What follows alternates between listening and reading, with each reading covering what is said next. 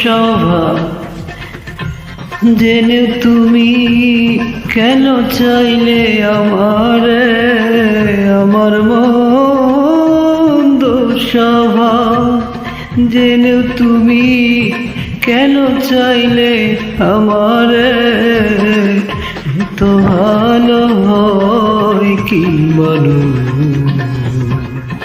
নিজে ক্ষতি করে, এত ভালো হয় কি মানুষ নিজে ক্ষতি করে।